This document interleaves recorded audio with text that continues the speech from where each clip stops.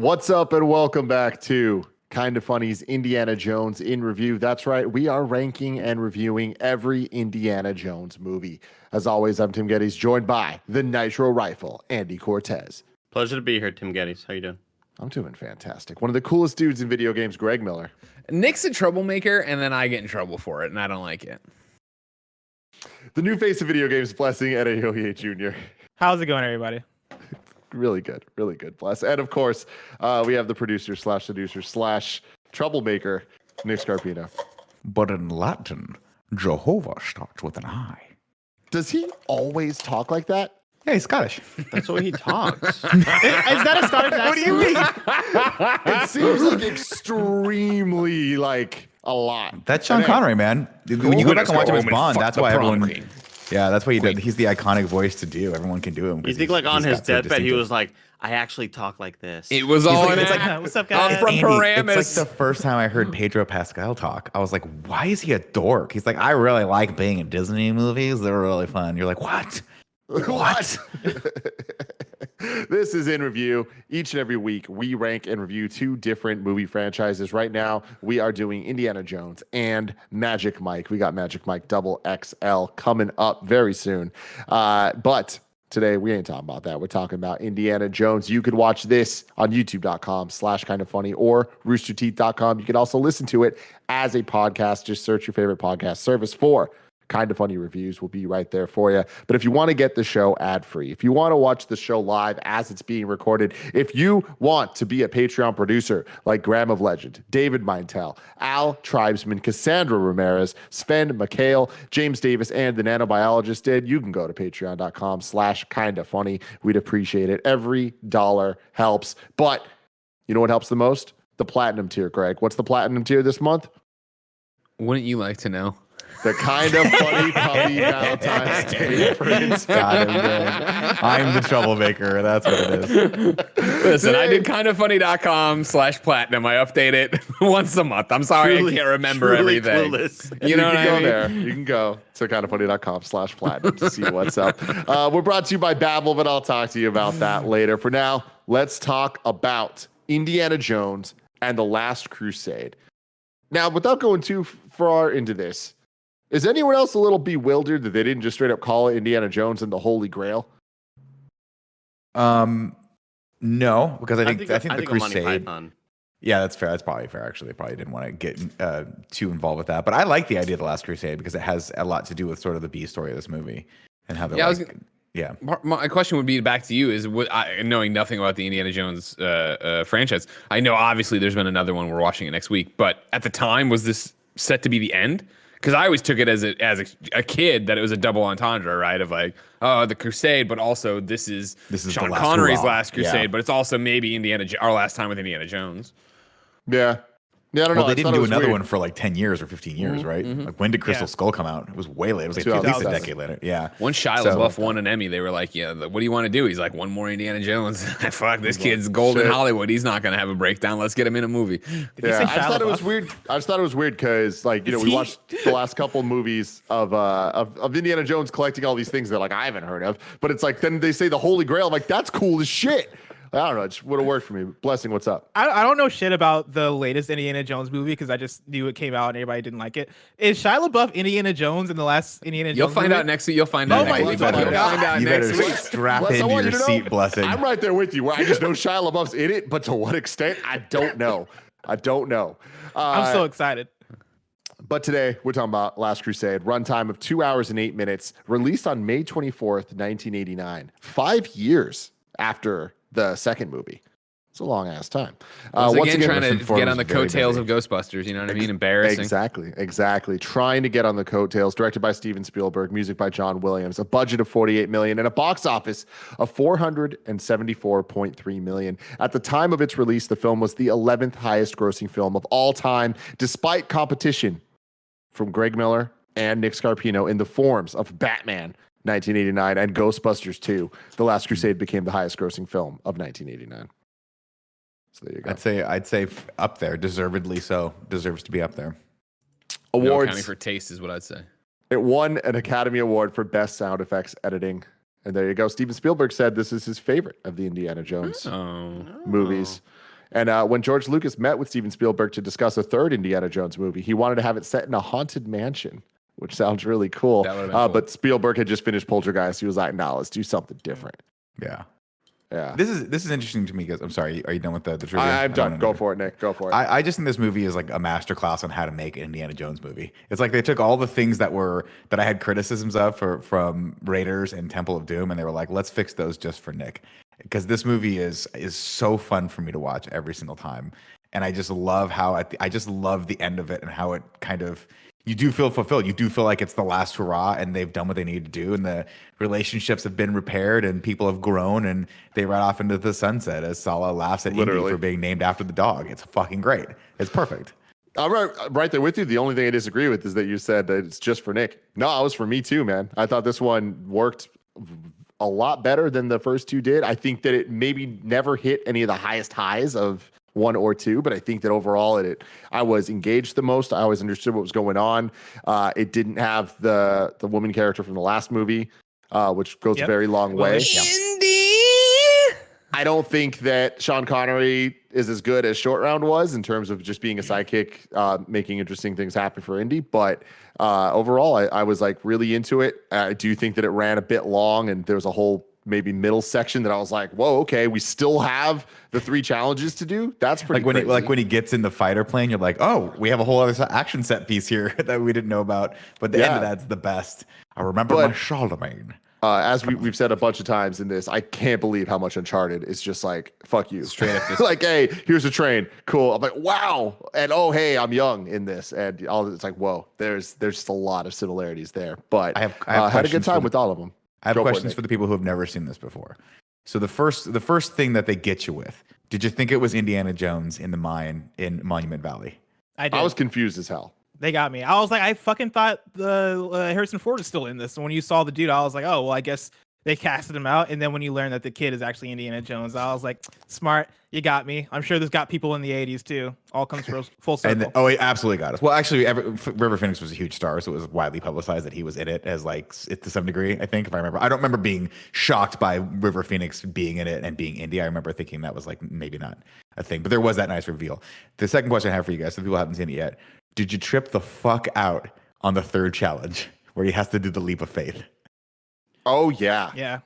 That's my favorite scene in any Spielberg movie right there. I fucking love that effect. It's so well done where like the camera motion controls over to the right and you see it and then it goes back and it's like perfectly painted. So you have to be standing right at the perfect isotopic symmetrical 3/4 point view. It doesn't matter. It's fucking great. It's the most unbelievable thing about the movie, but it's still cool. It's really dumb. Like the lighting has to be perfect. They have to be in the exact situations. I feel like anybody else walking up on the ledge would have been like, "Oh yeah, it's here." Like, but it's just it's tricking the audience. It's not. It can't. There's no way it could trick Indy. It's darker in there. You know, what I mean, it's darker in there than you think. It's darker in there. Cave. Got it. And he's like, okay. "Nah, man, Andy, it's not gonna happen." It was really stupid, but I loved it. Like I liked how silly it was because at first you don't know how. I mean, obviously these movies get very supernatural. These movies get very fantastical. So the idea of an invisible walkway, I was totally up for until you see the camera change, and I was like, oh, that's what it is. But for a while, I thought it was just an invisible walkway. I thought it was just going to be, you just have to walk on this thing that you don't even know if there's a floor there, you know? I thought that too. I'm happy it wasn't, though. I like that this one didn't have all the crazy shit. I think it's a cool concept. There was that guy who's it had a man who was alive old. for centuries. yeah. But I mean, hey, that's not that crazy, though. I mean, then the other guy drank it and then fucking aged a million years. Well, but that's what I like about this one, right? Is that like so I'll disagree with you a little bit on this one, Tim, because I don't think that Sean Connery's character is the sidekick. I think he actually is in place of the love interest. I think that the B story is about them not having a relationship. And I think this is really the only indie movie that has that strong. Fucking? Yeah, they're definitely having sex. Weird. There's definitely a They're like, well, father-son. if you had sex with that girl and I had sex with that girl, we've basically had sex. We should just seal this deal.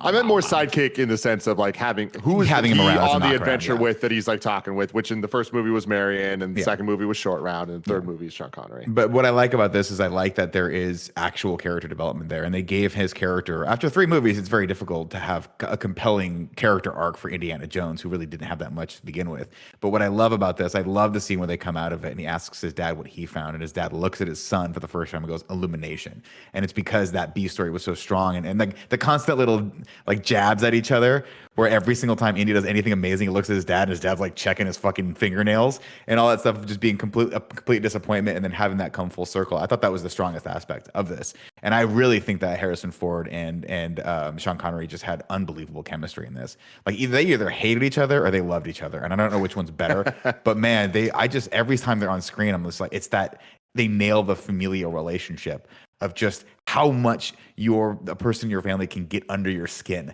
with just the littlest fucking thing, you know? Sean Connery was Steven Spielberg's first choice to play Indiana Jones. He specifically wanted him because he says, quote, "James Bond is the father of Indiana Jones." And that's cool awesome. as shit. That's cool. That's cool. idea. Shout out to River Phoenix's Harrison Ford impersonation. Really good. It belongs in a museum. Just River doing all Phoenix the was awesome. He was doing all the little kind of quirks and DJ looks and Kento in the YouTube chat said that he had played his son in a different movie, so he for this movie he already had those mannerisms down. That's cool. Interesting. Yeah, I mean, Harrison Ford asked for him specifically. I thought he did a because of great that. job. And that sort of fake out moment. Initially, you see the hat, you think that's Indy, and then he looks up and it's like, wow, why does this guy look exactly like Indy? Like, what are they doing? And then they have the kid go, Indy, And then it Indiana, reveals him. and talking to his friend. It's like, okay, good job, movie. I But liked it. also, I thought the movie was really fun and entertaining. I had more fun with it than the last movie.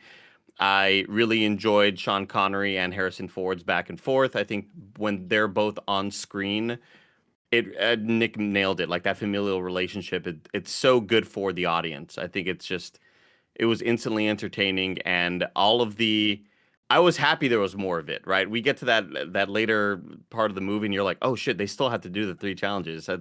I'm excited to watch what this actually is.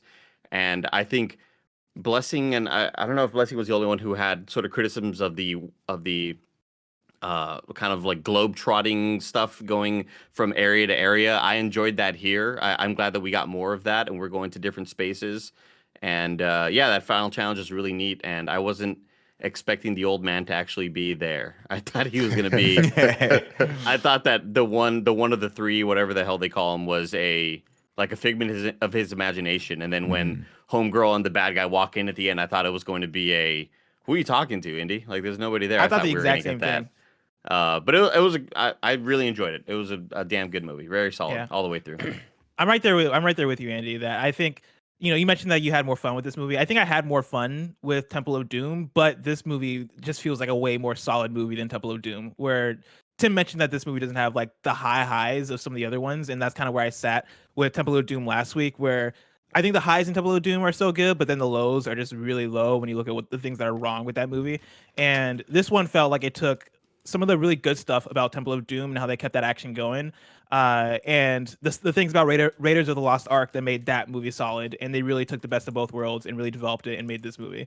Like you guys mentioned, his dad, like as a replacement for Short Round, I think, or replacement in a weird way, but you know what I mean. Like as the character that he's hanging out with the whole time. One of our complaints, I think kind of both me and Tim in the first movie, was that Indiana doesn't feel as fleshed out of a character, and he didn't really have much going for him. Whereas in this movie, not Pierce Brosnan, Sean Connery. I keep wanting to call him Pierce Brosnan because I just know him as James You Bond. call That's Pierce our Brosnan Bond. from now on. That's okay. Yeah, Pierce Brosnan.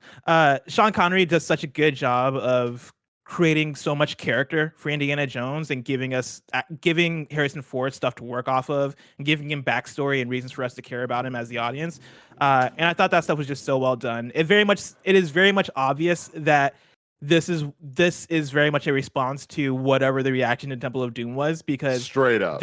this movie is so Raiders of the Lost Ark in so many ways, and it kind of feels like watching Star Wars Episode 7 and being like, oh yeah, this feels a lot like A New Hope. But even with that, I still think they did a good job and rocked it, and I was very into the movie. I would have wanted to see what that haunted house movie looked like though, because I want for a movie that is so much trying to be Raiders of the Lost Ark, I wonder if that would have been more Temple of Doom, and I'm kind of curious about that. But overall, really enjoyed this movie. Had a really good time. Greg Miller, what do you think? I mean, it's a hodgepodge of everything everybody else has said. Great movie, obviously. What I find though is, and this is something interesting we've stumbled upon here with Indiana Jones in review, for a series I've watched as a kid, but then never doubled back to as an adult, and as a kid didn't have an attachment to, really, I never really idolized it or, grew up thinking about it and loving Indiana Jones. I find myself having such a hard time with both this one and Temple of Doom to shake what I thought as a kid, if that makes sense. And so, yes, this is a great movie. Obviously, I'm not taking any shots at it that way, but there's something about it to me that feels old. And I've been since I finished watching, I've been trying to put that into words and struggling with it. And I know, stay with me for 2 seconds. Part of it is I feel like Temple of Doom was more whimsical and fantastical. And yes, I know this movie ends with us talking to a 700-year-old man who's been living in a cave, not taking that away. But I don't know if it's the colors and how vibrant and how weird the world was that we were thrown into with Temple of Doom. I felt, again, higher highs. I was in it for that part of the ride. Whereas this one, I remember checking my watch and be like, still going. Okay. Oh, another set piece like you're talking about. Yeah. And what Last Crusade does, and I don't think is a knock necessarily, especially because my justification up until Kingdom of Crystal Skull was always that it was also the last crusade for them, the last hurrah. It feels at times like a greatest hits of what we've seen before, which is fan service for people who are super into it, and even me watching all 3 of these movies in a row totally get it and like it, but at some point it got cheesy. However, though, it's also the fact of I'm 37 years old right now, and how much Indiana Jones is in the pop culture and the zeitgeist all the time. Where when he throws the Nazi out the window, I was like, all right, is he going to turn around and say no ticket in German this time? And he goes, no ticket. And I was like, huh. And I was like, wait, is that the first time he said no ticket? Because I had to Google it and be like, shit, that's the first time. I thought this was a throwback already to something else, because obviously I've seen it done so many times, let alone Dogma. And I know it from the Kevin Smith reference more than I know it from Indiana Jones. And it's like, it's this weird hodgepodge of everything people have said, my own preconceived notions of it and everything else. And yeah, for me, I like the highs, the color, the foreign world we were tossed into, not literally and in the racist sense that it was, you know what I mean, but the more crazy landscape of Temple of Doom and Short Round more than I liked this one, although I appreciate this. And again, it's a joy to see Harrison Ford and Sean Connery on screen together.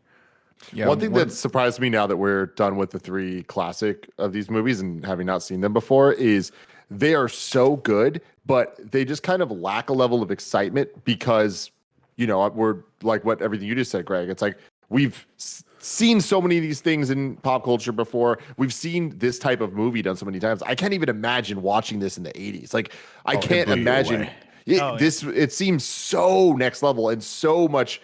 The action alone and the set pieces are so fucking crazy. Nowadays, it's just kind of like, oh, this is what a movie looks like. And like, you got to give credit to them for like, wow, you guys really redefined what a movie not only can be, but just is like baseline. And so that's been kind of weird for me watching these, where I'm kind of just like, oh wow, it's a little slow, or like that wasn't that creative, or that wasn't that clever of a task for them to do or whatever. But it's just because I don't think I've ever sat down as a kid or as an adult or whatever. I don't think I've ever sat down and watched this movie uncut, like on a VHS. It would have always been on CBS or something as a kid. And so like, I remember really parts of this vividly, other parts not so much. And like when they get to Venice and they go to the church that's been turned into a library, and he's like, literally, like, you want to talk about like, oh fuck, Uncharted, of like, this one says 7, this one says 3, where's the X? And then he goes up like a flight and a half of stairs. He's like, there's the X. Like, you didn't fucking see that from the ground. Like, what a cheesy plot. But that was that was always obviously a joke for the earlier line when he's in class and he's like, X. Sure, I'm just saying, I think there was more creative ways to do it, but yes, sure, I understand that it was a call back to the joke. I mean, yeah, obviously, like Raiders of the Lost Ark was we got to get the thing to get to the thing to get to the thing to get to the thing, right? And that's more of what this movie is. And that's probably why for it might feel slow for some people. But the thing that I really appreciate about it is like, this is Spielberg at almost probably his best. I've seen that beginning of this movie at least 20 times in my life, and that train sequence is still super fun for me. It's just a very, very well paced out, very well choreographed action sequence that's super creative and fun. And like when he falls into the lion cage or the lion car and has to grab the whip. When I was a kid, I was like, is that where he got the fucking whip from? Like, and then he gives himself the scar. He gives himself the scar. Like, no, that first all that stuff opening is, just so is amazing. Yeah, so let alone the that fact that piece, it's him becoming Indiana Jones, right? Yeah. And getting the hat at the end and be like, and the guy telling him, like, the guy giving him probably the most important piece of advice ever, where he's like, you lost today, kid, but it doesn't mean you have to like it. And he's just like, and then it cuts to him immediately losing again when he's like, 30 years later. It's so fucking great.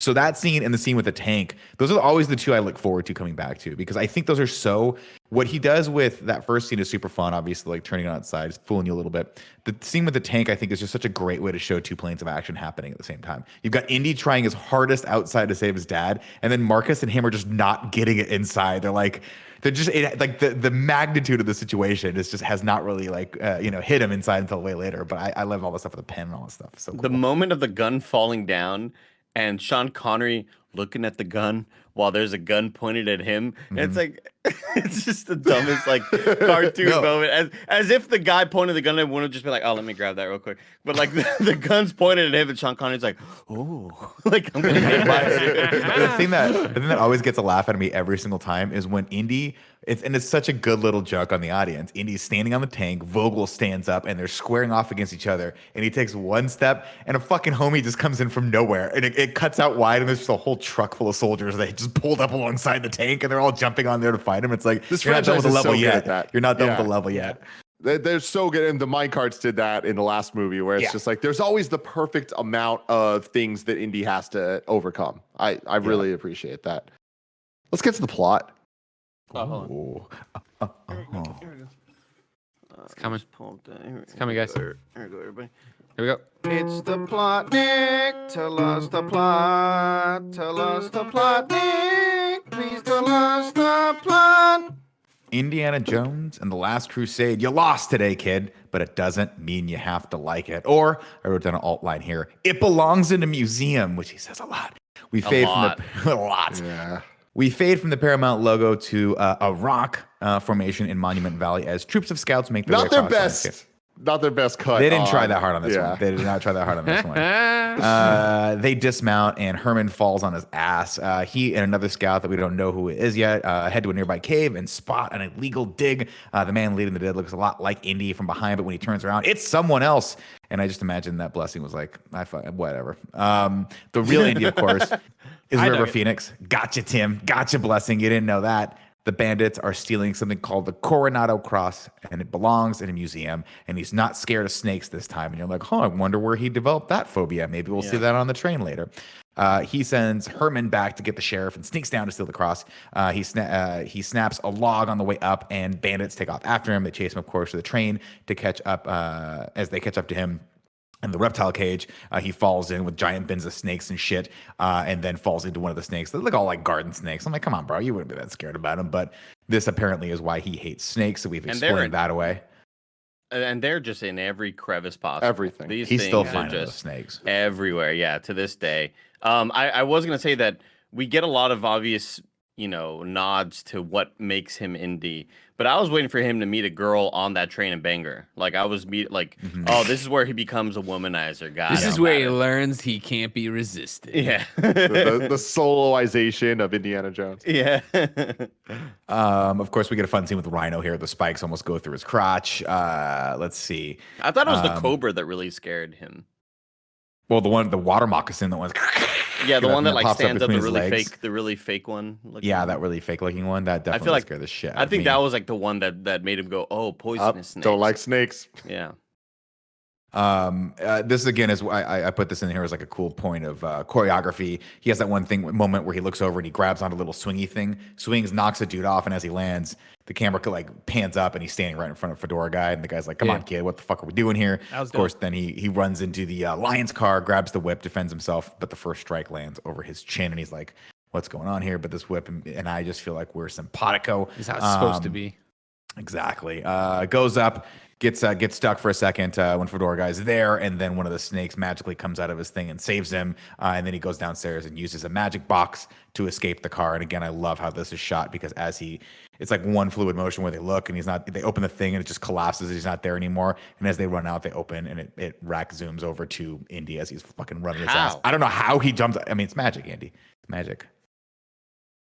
That's crazy. I mean, that's got to be some artifact that they found in some ancient civilization too. Like, How he got well, it's more the fact that the magic box has the breakaway trap door or whatever. But like, so they're doing the magic on the train. Like they're walking people in. Like that's where it is. Open up the side of the train, pull up. There you go. Yeah, like he must have gone through the bottom of the train, but like, wow, he escaped really safely. Of course, Indy heads home to the Joneses' residence where his father is there counting and studying his manuscripts about the Holy Grail. We see some of the stained glass windows and stuff like that we're going to see later. Herman shows back up with the sheriff, who is firmly on the side of Fedora, which is the name of the character, and his men. They come in and they steal the cross from Indy and then give it to their boss outside, also named after a hat. Tim, can you guess what this guy's name is? Panama hat. That's what his name is because he wears a Panama hat. He's super into Van Halen also. They're all super excited about that except for Fedora, who sees Indy forlorn and turns to him and offers some words of encouragement. Like I said, you lost today, kid, but it doesn't mean you have to like it. Then he puts his hat on him and dips his head, and as his head comes back up, we get a match cut, and it's Harrison Ford. It is the late 30s now, and he's on a boat and he's getting his ass beat in once more by Panama Hat. It was like, we meet again, Dr. Jones. Once again, I am taking something from you. And it's the Coronado Cross, and he's like, let me guess. Panama Hat, did you drink from the fucking cup of the Holy Grail already? Because you haven't aged a day. You look fantastic. I also have that. Yeah, I have it. All hell breaks loose. Indy breaks out, grabs the cross, jumps overboard just as a thing slaps into some dynamite. For some reason, they're keeping explosives on the deck, and it just blows up the entire ship. We get a nice, cool shot as he's floating, and he's trying to figure out what's going on. We see Panama's hat float by him with a giant hole in it, to indicate that he is dead. We're back in class, and Indy. Nick, how do you get out of that water? There's a big old storm going on. There's a whole. Man, he's Indiana Jones, man. Someone found him. They're like, we got a floaty. Yeah. Oh, that's right. He did have a little floaty, Greg. Those things save everyone. Yeah, so who's coming? Get a pool noodle. How did he get out of the freaking magic box, Tim and Greg? It's magic. I don't know. If it's not written on the page, Nick, Greg, I don't have the answer for it. Okay, we gotta understand that not written on the page. Last time we did the first time we ever did, you're over there talking about Steven Spielberg seeing penises and making E.T. a thing, and you're gonna tell me that was written on the page for you? I thought you. Sometimes you see between the lines. It's a space within spaces, between spaces, Greg. The space between spaces. Future spoilers. No future spoilers. Back in class, Indy is telling his kids what it really takes to be an archaeologist. He's like, listen, most of that stuff, 90% archaeology, Tim, is done in the library. We don't follow maps to buried treasure, and X never, ever marks the spots. Of course, Marcus comes in, and Indy gives him the cross, and Marcus is like, this is great. Well, this is going to have a great place in our Spanish heritage portion of the museum. And he's like, cool.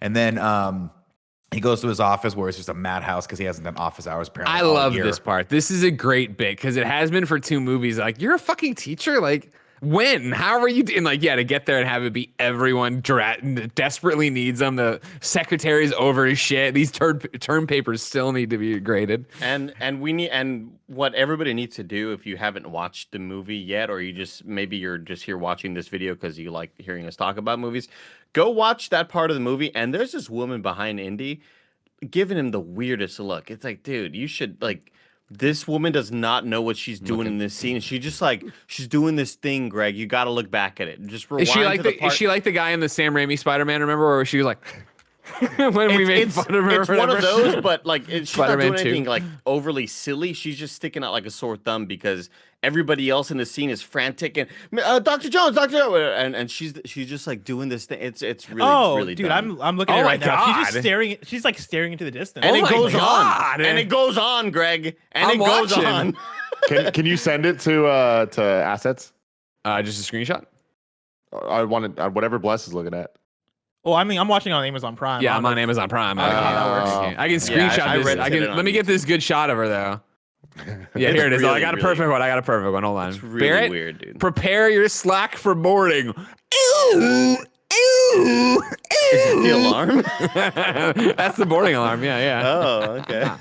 Wait, is it the girl with the? Oh my God, what is she doing? Green headband. Right? Yeah. I think Barrett, I'm she's in sending love it with to him. assets. It's going to assets. It looks like she's trying to do the stare of like adoration, but it's didn't not work. working. It is It not didn't work. working.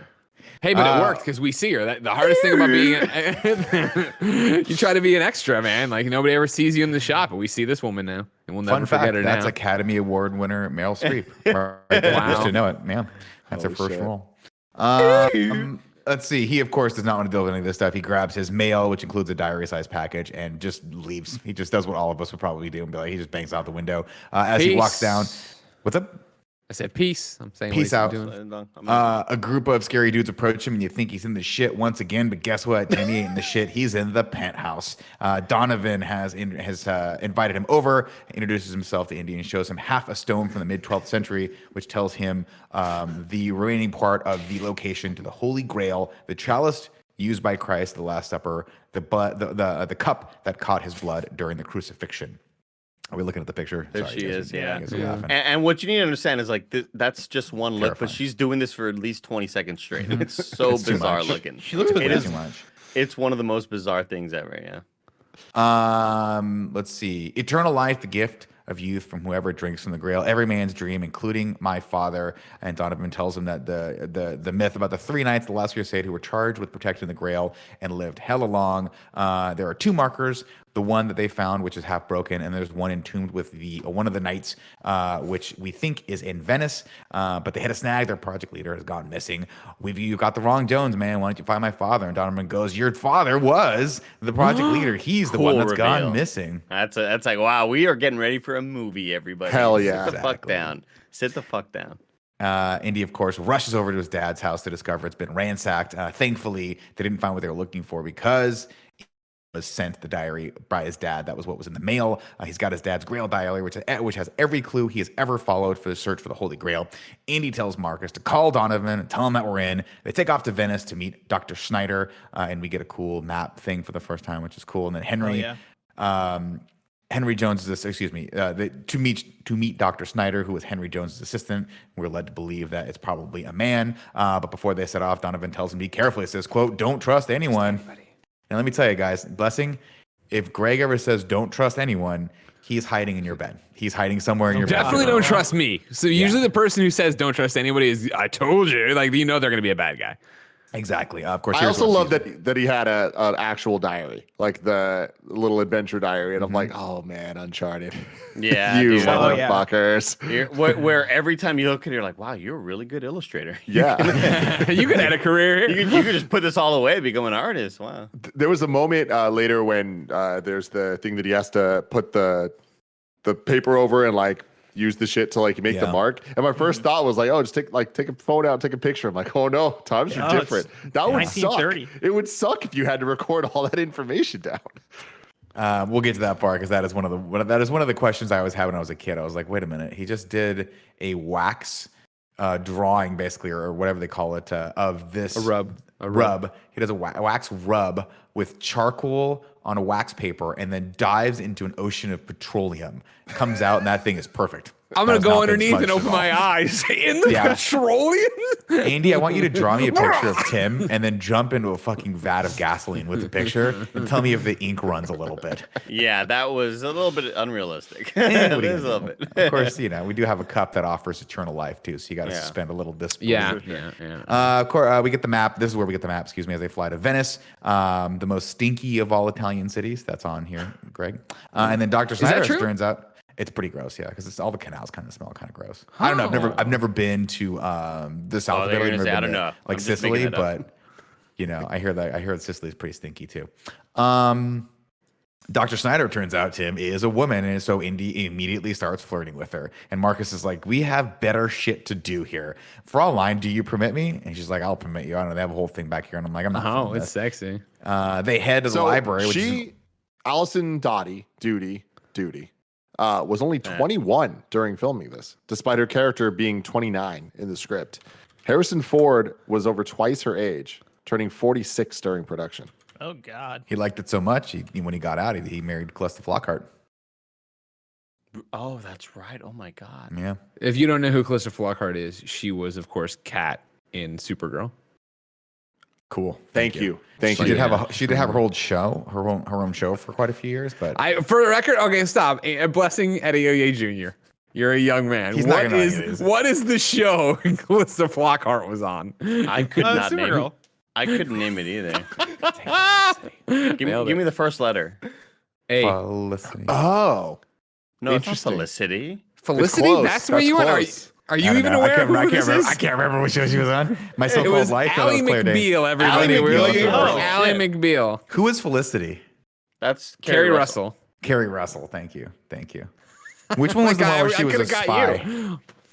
That was Alias. Alias. Cool. All right on. You guys are on my level right now. I appreciate it. Let's get back into the plot. They head over to the library, which is actually an old deserted church, to take up where Henry left off.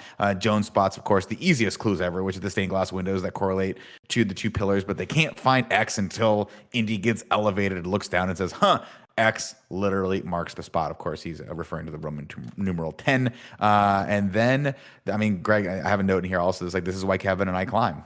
This is why we used to climb. When you're 5 feet above the tallest man in the room, you see the life in a different way. That's why you're part of the climbing community. I tell you what, the tile floors don't look the same when you're 10 feet up. He's just like, this is another long line intersecting with another line. This isn't anything. You can't see it when it's right in front of your face. We have a fun scene here, which I always thought was hilarious, where he's like breaking through the floor as the librarian stamping books, and he's like, "What the fuck is happening?" Indy and Ilsa hop down to the tomb below. Meanwhile, we get a new character reveal here. Chasm, I think is how he pronounces his name, and his men sneak up on Marcus and knock him out. Ilsa spots a painting on the wall that looked oddly familiar, and she says, "What is that?" And Indy goes, "The Ark of the Covenant." And she goes, "Are you sure?" And he goes, Pretty sure. We get a little flare of the Raiders music in the Really background. quick, I think this is Joey in our chat saying that's neither one of those actresses. Alias was Jennifer Gardner. Yeah, we know. Yeah, that wasn't the point. That wasn't what it. Joey, if you want to be in the fucking room, you can be in the fucking room. But he wasn't saying what she was in. This is just how Nick's brain works. Yeah. He had the wrong show, so then we had to dial it back to where we were. But then he's just asking other questions. What Yeah, about it's Dark just like- Angel? That was Jessica Alba. Great show. She What married about her, if you remember Angel? the guy from it. If the guy who was like the Cash. anonymous dude. Yeah. Cash Warren. No, he was him. not on Dark Angel. I don't think he was on Dark Angel. You remember like regular, just His Angel? name is Cash. Angel. It is cool. One of the reasons I liked Oni so much on PS2 is because I was like, I'm just going to pretend this is a Dark Angel game. You did not like Oh, Odie. smart. I don't believe you. I was desperate I for also games liked on Oni. PS2. Yeah, I liked Oni. I played Oni on my uncle's Mac. Oh, weird. Hell yeah. Oh, weird town. Bunch. Yeah. Right? Yep. Bungie Nick, and Rockstar. Nick, give me your pitch for what the game Oni is all about. Oh, Oni's great. Of course, Oni was short for Onisaka Onicycle. Tigers, and those are one of the best shoot ever come out of Japan. So, of course, I imagine it's just a business game. You're trying to get out there. You're trying to get your brand out there. make Trying to shoes. compete with giants like Nike and Adidas and all those things. And in the end, you just get Adidas. you build a company off, you sell it off. Exactly, nailed it. Sorry, back That's to your how recap. everybody else has Adidas. Belts. Adidas. I like it. Yeah. Mm-hmm. You have to watch that shoe documentary. Good dog. Well, you should read Shoe Dog. It's really good too. Ilsa spots, Indy breaks the wall and finds a well of petroleum, and he fashions. Again, Greg, if you were standing in a well of gasoline, would your first instinct be to fashion a torch? Dude, he gets so close when he's finally like, climbing the wall, just climb in it. Like he gets out of my hand, he had fire. It's really close to petroleum. Not only that, even but asking her for the lighter, I would have been like really scared about that. I'm like, no, bro. Your whole body's covered in it. It's crazy. Let's see. He fashions the torch, and of course, when he does, he looks down and discovers a ridiculous amount of rats. Dude, I say These this is still movies, better than the man. bugs. Still better than the bugs. I love that they keep going with way. it.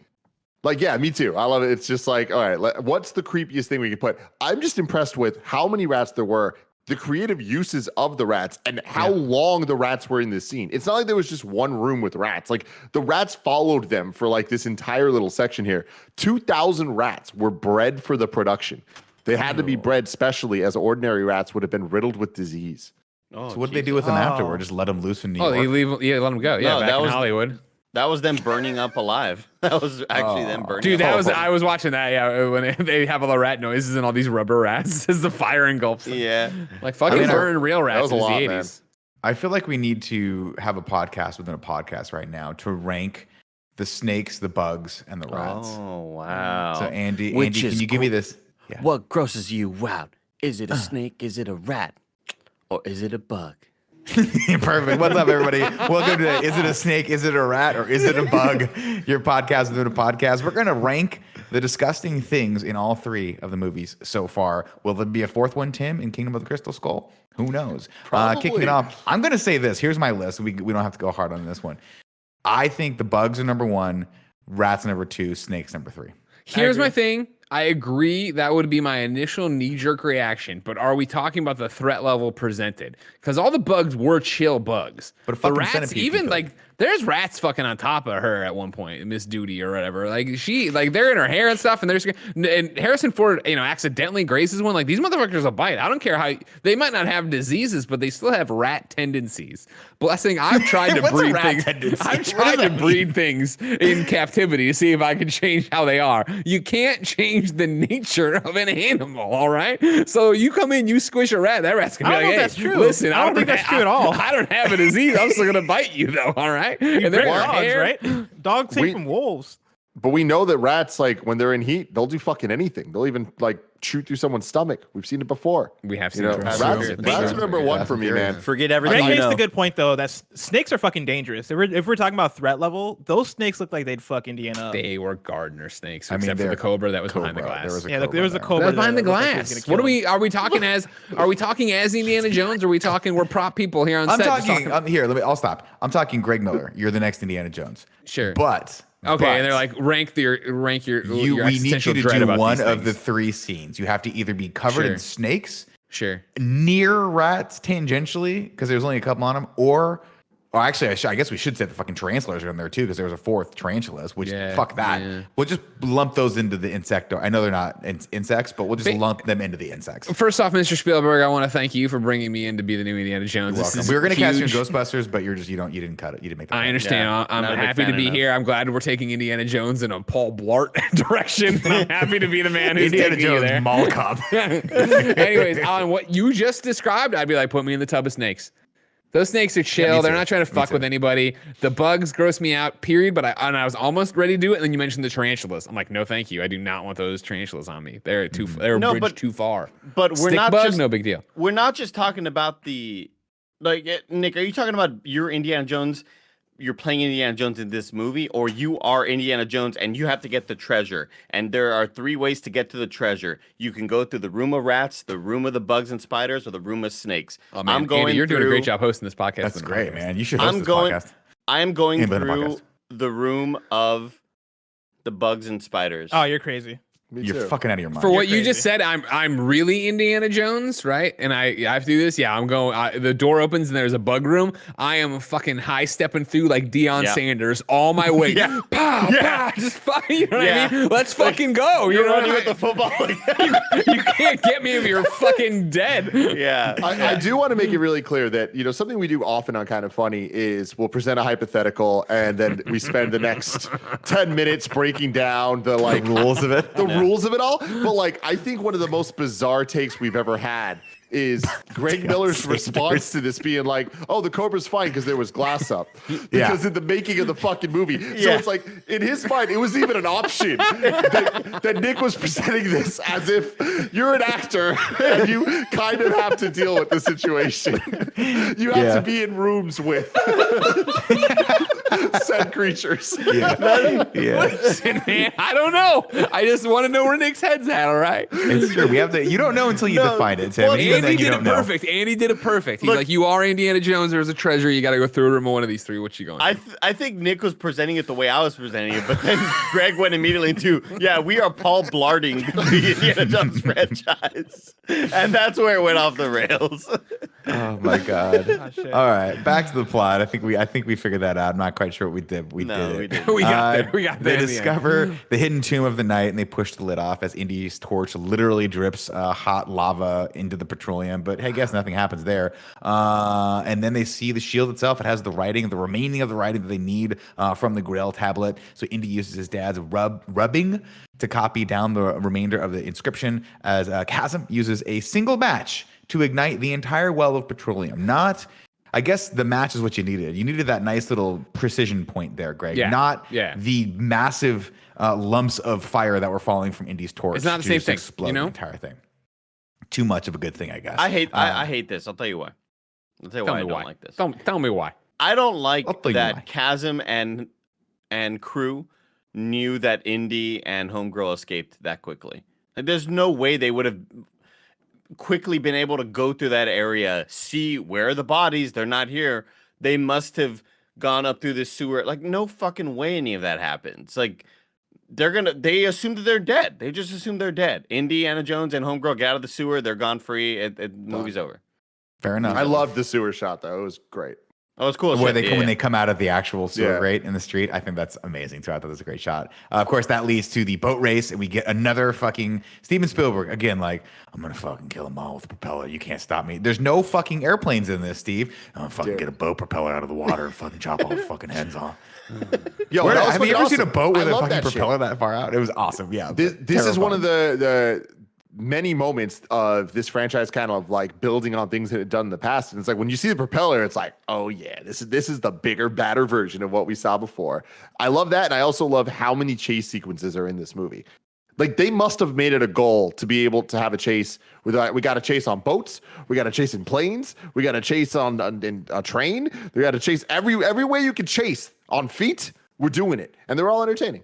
Good for I them. love the dude trying to call Indiana on the bluff of like, hey, I if love I die, that. you die here. And like that's the third time in these movies that's happened. Mm-hmm. And for real, like Indiana seemed like he was about to go all the way until the last moment. He was like, okay, no, I'm not in this. I can't do this. Oh, but what's the final line he says? Because he's like, He says, He's my like, soul. Yeah. I'm How's prepared yours? to like lose my soul or something. Yeah. yeah, have you? My soul's like, at oh, that's rest or so whatever. He's like, cool, yeah, dude. he's like, if you don't tell me I'm gonna kill him, he goes, you're gonna kill us both. He goes, well, I'll kill us both then. He goes, my soul is prepared. How's yours? Yeah. Yeah. And he's That's like, fucking fuck, I ain't prepared to That's die. such a fucking baller ass line. That's the coolest thing anybody's ever said in this whole franchise. I would have It's preferred if he pretty said, dope. "Your soul is mine." I would have preferred him to say that shit. Oh, cool. Mortal Kombat trailer looks real good. yeah. Gotta watch it still. bad. Gotta watch it still. Of course, Frozen Chasm blood. and his men are part of something called the Brotherhood of the Cruciform Sword. Blessing. Sure. Write that down. And they've been protecting the Grail for 1,000 years. Why do you seek the cup of Christ? He asks Indy. Is it for his glory or yours? And then Indy lets him I go. don't know. And Chasm's We like, can hey, ask for you let me Scarpino. go, so I'll tell you where your father is being hidden in a castle on the border of Austria and Germany. Marcus and Indy decipher the remaining text on the tablet and figure out the key to finding the Grail, which is the starting point, Alexandretta. Remember that name because that is the name that gives Sean Connery an orgasm every time you say it. Alexandretta. Oh my God. I need to punch him. Indy tells Marcus to get a hold of Sala and heads to Ilsa's room to tell her the good news. But when he gets there, he discovers his room and her room have been ransacked. And she didn't hear a thing because, Greg, those old-timey radios are really fucking loud. She was rocking I'm out like, to some records, man. I was very confused. I was like, how in the world did they go through both of these people's rooms and they had no idea?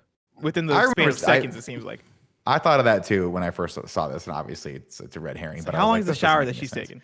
A lot of I mean, dudes. you know, back in the day, Blessing, it took a long time for people to get ready. It was slower. People back were then. The really water dirty back then. They had to take came longer out, yeah. showers. Remember, they 2-hour-long just showers, bathed though? in a well of petroleum, so it probably takes a little while to get that smell off you. It's true.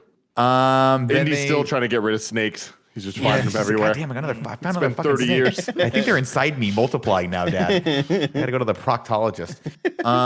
Let's see. They get into it and they start yelling at each other, and then they make out. Venice. We get the map again. This time they're driving, but it still works, Greg. Indy gains entrance to the castle by under the guise of wanting to see the tapestries. And then the butler's like, bro, if you're fucking Scottish royalty, I'm Mark Hamill. So Indy just knocks his ass out. And then they I'm discover Mark Hamill. it's Nazi. I couldn't think of anything, man. I got Mark Hamill came out, Star Wars, Lucas. And then they discover that this place is actually Nazi headquarters. Indy discovers a door with an alarm on it and extrapolates that's where they're holding his dad. So they go over to the other room and he swings in next door. When he does, of course, he gets broken over the head with a Ming Vase because Henry Jones is just not used to all this shit. And he's like, oh, I'm sorry about your head. And he's like, why did you fucking do that? He goes, I thought you were one of them. And he goes, they used the door. And he goes, all right, that makes sense. But he's more concerned. This is the first time we get a sense of the relationship of them. He's more concerned with the Ming Vase than he is with his son's head because he doesn't want to destroy anything from history. This is also the Sean Connery reveal, right? It is. That's right. Yeah. Yeah, we haven't seen him yet. That's right. Bless, what did that do for you? I didn't put it together that it was Sean Connery until like 10 minutes later, where I was like, this guy sounds really familiar. What's up with this? And I looked it up and I was like, oh shit, it's him. And I thought, I mean, I'm not like the biggest Sean Connery fan. You know, I appreciate Sean Connery from James Bond and all that stuff, but he's not somebody I'd go crazy for. And so when I realized it, I was like, damn, that must have been a pop when that happened back in the day. Like people Can must you have been like, imagine? oh snap. Yeah, that's like watching, I don't know, The the next Martian. Avengers movie and Or like no, Will Smith Interstellar pops with out of nowhere. with Matt Damon. I was gonna say Mark Damon. I don't have a good like Is it- analogy, but Is it like that, or is it like they saw the movie poster and saw his face on it, and they're like, "Oh, No, Sean no, Connery's they in had this no Say idea. no, Sean They had no Connery idea. isn't No, I in said it. Interstellar. I said Interstellar. I changed. it. Indy tells his dad about Alexandretta, and the old man flips out. And then Henry wishes he could have been there to see the knight's tomb. And Indy tells him about the rats, and he goes, "Oh, I don't like rats." And then the Nazis want the diary because they're after the Grail. Thankfully, Henry sent it as far away as possible, except Indy brought it to him. And then he goes, "You dolt, do you think they get obviously captured by the Nazis?" And he goes, "You dolt, you think my son would be that stupid?" And then Indy's like, "Oh fuck, I brought it here." Of course, then Indy takes one of the machine guns away from the Nazi and kills them all. And his dad's like, "Holy shit, you're a cold-blooded murderer. How could I have possibly raised you?" And he goes, "Well, this is what happened when you don't talk to your kid for fucking 30 years, Dad. I develop homicidal tendencies." Make me count when they in get Greek. out, Making me count in Greek. exactly. When they get out, they discover Ilsa has been held hostage by Vogel, but Henry's like, "Dude, she's a Nazi. Don't trust her." But Indy's like, "No, dude, I like her a lot because I got to make out with her." And he's like, "Don't trust her, man." So Indy throws the gun down, but it turns out you should always listen to your elders, Barrett. Indy asks That his annoyed me dad, a little "What?" Like, I wish Sean Connery was like, by the way, I know she's a Nazi because X, Y, and Z. He was just Yeah. like, she's a Nazi, don't trust her. And he's just like, well, I know her, right? Like, I don't know. A little bit of dialogue could have solved that whole situation. Yeah, Probably. I bet you some stuff was cut that could have helped out a lot. Potentially. Of course, she double crosses them and he goes, "I told you." This is where we get the "I told you don't call me Junior" line. That was right before that, right before he kills the other Nazis. But Indy asks Her his dad, turning like in the moment didn't surprise me because it was extremely telegraphed, and her saying sorry was like, that's really fucking bizarre and weird. But before this scene, I was convinced that the dude was going to turn on them, not her. So I was like, all right, that's actually some pretty cool yeah. shit that I didn't Who, see. Donovan? I forget his name. The weird dude that ends up in the tank later. Donovan, Yeah. yeah. Oh, Vogel. You mean the SS guy or the guy? Good guy. The good guy Donovan. Okay, yeah. that ends up Well, not turning bad. Oh, Marcus. Marcus. Yeah, Yes. Marcus, the guy who's from Yeah, the yeah, school. yeah. Yeah, that From doesn't, the he first- got lost in his own museum. Yeah, Yeah. there was a Yes. moment for me too. Even I'm super rusty on it, and then I guess future spoilers. I know that Indy has a soft spot for Marcus. So it was like I was like when they came into that room, which we're about to get to, right? And there's the guy in the chair. That's where I thought I was like, wait, is it Marcus? And then it wasn't. I was like, okay. Of course, when they get tied into the chair, Indy's like, "How did you know she was a Nazi?" And he goes, "She talks in her sleep." And he's like, "Oh no, am I Eskimo brothers with my dad?" That was turns very out- fucking weird. It was weird. It was a weird call. I always thought that was a little strange. That I was like, that would be kind of an interesting thing that I would never, ever, ever fucking talk about with my dad. I would just. This forget is the it end of happened. the 80s, man. You know It's what Sean I mean? It was Connery. wild. This woman was clearly just another hole for them. They have no emotions at all tied to it. She is strictly there for sex. And it's like, no, neither of them care. That's weird, but okay. but But I you also, like the it twist also, I do like the fact, and I know this is, the meta for the viewer, but of like, him being James Bond, him being Indiana Jones, and being womanizers, both is kind of their shtick, right? And like the fact that the Indiana Jones movies have churned through women throughout. This is an interesting.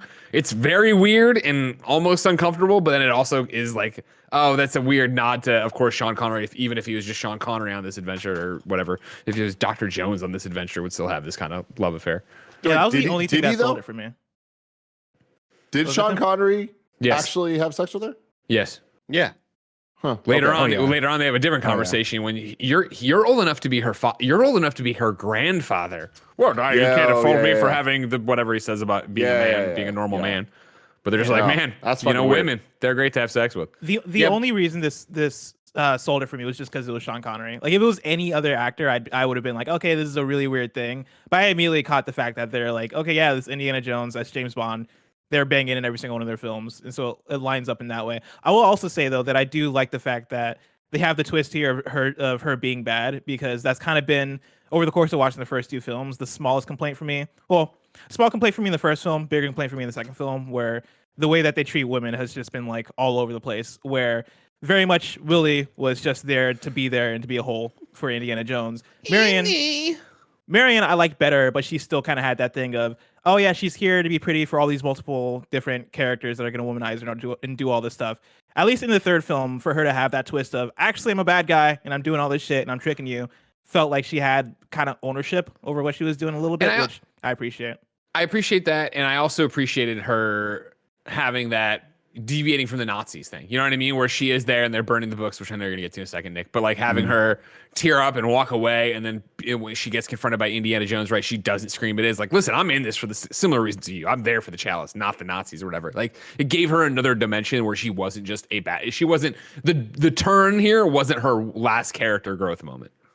Going back to the Sean Connery and her thing, though, I didn't like it, especially because what I did really like about the character development of him and Indy was that Indy isn't the son of this legendary archaeologist that's also a total fucking badass.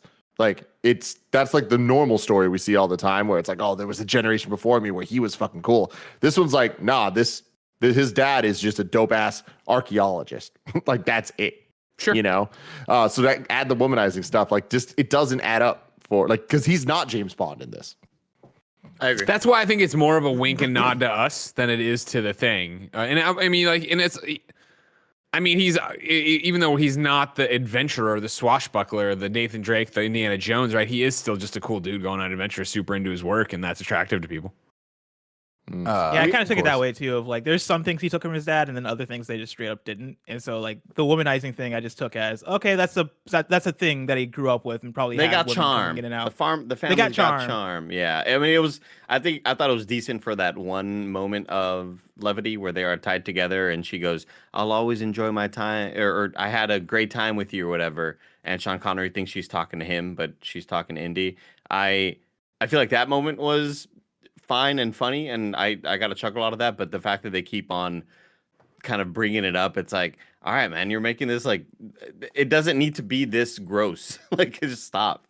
Please stop bringing it up. As we continue on, of course, it is revealed that Donovan is a bad guy as well. He orders Snyder to take the diary back to Berlin for the progress, and he's like, "You should have taken my advice. I told you not to trust anyone." And he's like, "Well, literally, like that's not what people say when they say that. I'm supposed to trust you." Indy goes on a tirade of how much he's like, "You're never gonna find that diary or the map. Marcus has it, and he's blending in. He speaks a million languages, and he's got friends in every port. And all this stuff is gonna happen.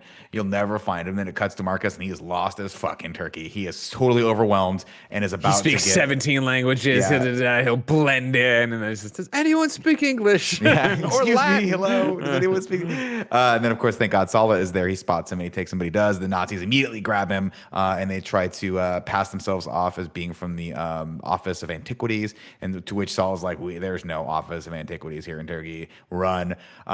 They run over and he hides him in what he thinks is a shop, but it turns out it is the back of a truck with a Nazi swastika emblem on it. This is my favorite running gag in this whole series. The fact that people keep going into things that are owned by Nazis or bad people. Yeah, it's great. Well, in the 30s, they were everywhere. They were trying to take over literally the world. But also the idea that John Rhys Davies doesn't turn around and be like kick that guy's ass because those two people sneak off, shut the hatch. It's just like, man, everybody's kind of in on this, but we're not really worrying about the actual like impact of, oh yeah, those guys are bad guys too, John. Like, don't just kind of sit there and be like, wow, wow, wow, and then go on to the next scene. It was just kind of silly. Like a lot of these moments, I think, take me out of the movie because I am invested in like the relationships and I want to see what happens with the towards the end of the movie and the climax of everything. But little silly moments like that just kind of take me out of it, and I don't love them even though I feel like I should. I don't know. It's weird. Before we move on with the plot, let me tell you about our sponsors. Je ne sais quoi.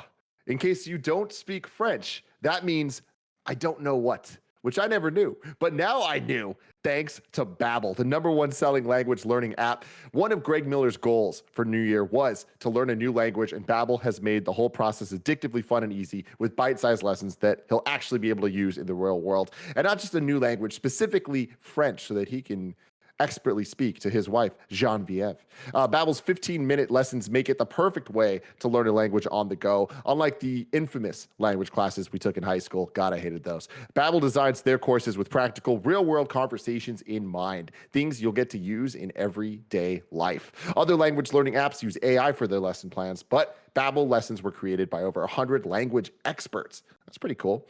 With Babbel, you can choose 14 different languages, including Spanish, French, Italian, and German. Plus, their Babbel's speech recognition technology helps you to improve your pronunciation and accent. Start your language learning journey today with Babbel. Right now, when you purchase a 3-month Babbel subscription, you'll get an additional 3 months free. That's 6 months for the price of 3. Just go to Babbel.com and use code MORNING. That's BABBEL.com. Use code MORNING for an extra 3 months free. Babbel.com. Use the code MORNING. Babbel. Language for life. Back to the plot.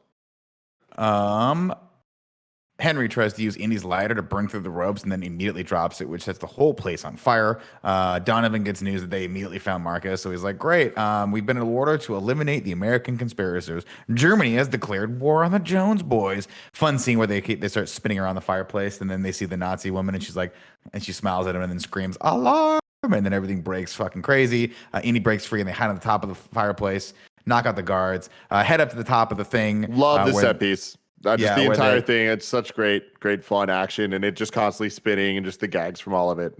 Classic. Yeah. Let's see. Indy is like, how the hell do we get out of here? And there's like a spiral staircase on the floor, but he doesn't know how to trigger it. And then when Henry sits down, he like falls down the staircase and stuff like that. They go down to the boatyard.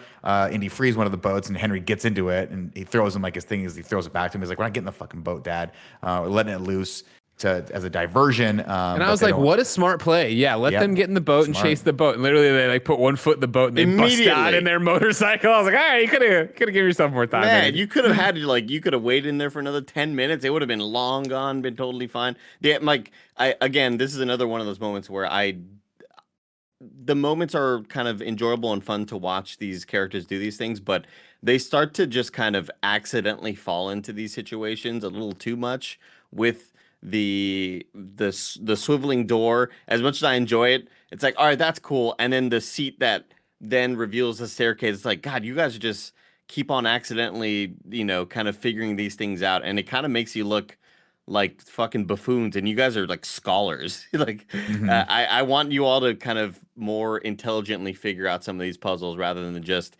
happen upon them back to back. Like the back to back was a little too much for me.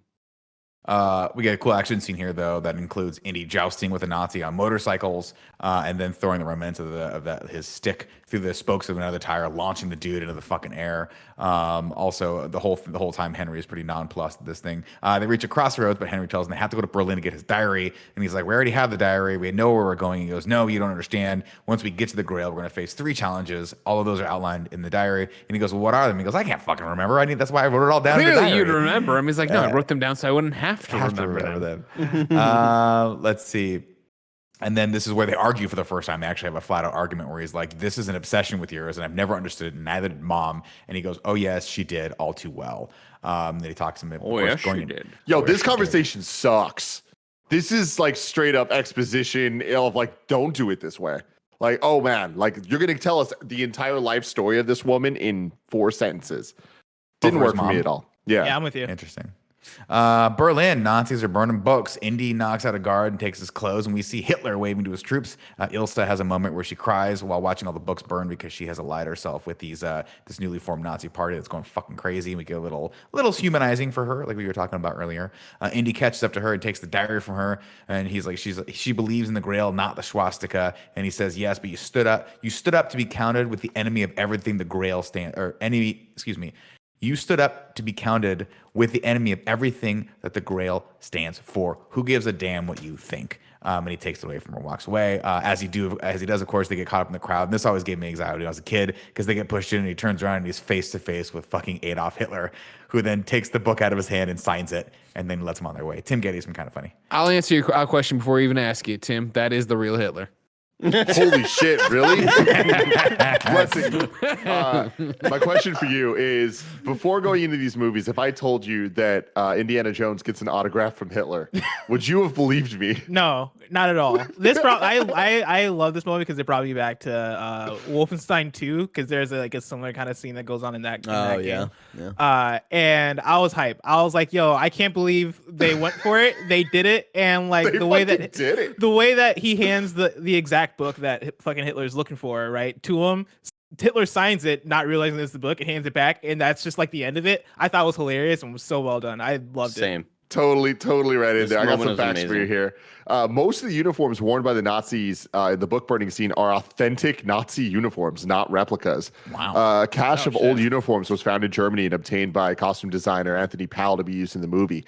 For the scene at the Nazi rally when Indiana confronts Elsa and steals back the diary, Steven Spielberg had all of the extras who did the Nazi salute put their other arms behind their backs and cross their fingers. It's like, Smart. all right. Smart. That's Why Crazy cool. that Maybe Hollywood ask that could guy- get their hands. Like Steven Spielberg got his hands on fucking Nazi uniforms, and everybody's just like, yeah, that's cool. Maybe ask that guy Right? where he Isn't got. that weird? Maybe ask him where he got him. Yeah, like, he'd be like, so how'd you get all these? I just Like, is there not a Just found government Fell off a or truck. organization that's like we should keep, like, we should hold on to these? That's weird.